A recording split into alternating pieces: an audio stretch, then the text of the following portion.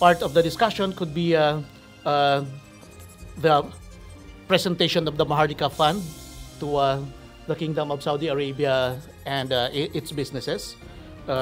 Again, the protection of our nationals abroad, especially in terms of labor reforms being proposed for the Kingdom of Saudi Arabia.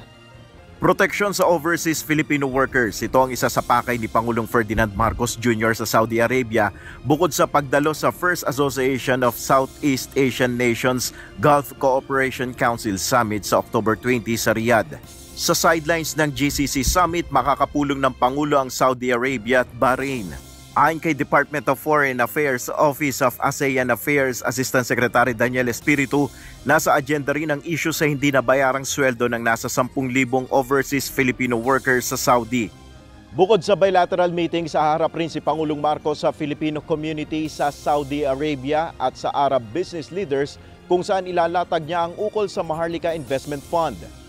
Sa mismong pulong naman ng ASEAN-GCC, tatalakayin ang pagpapalakas ng kooperasyon at ugnayan ng mga bansa na kasapi dito. Ayon kay ASEC Espiritu, malaki ang may tutulong ng Gulf states sa food at energy security ng ASEAN.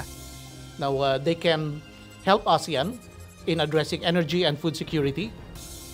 Energy security because they're petrochemical powerhouses, but also food security because some of the countries there, especially Qatar, are among the largest producers of fertilizers, and they can fill up the slack or the deficit on the ASEAN side.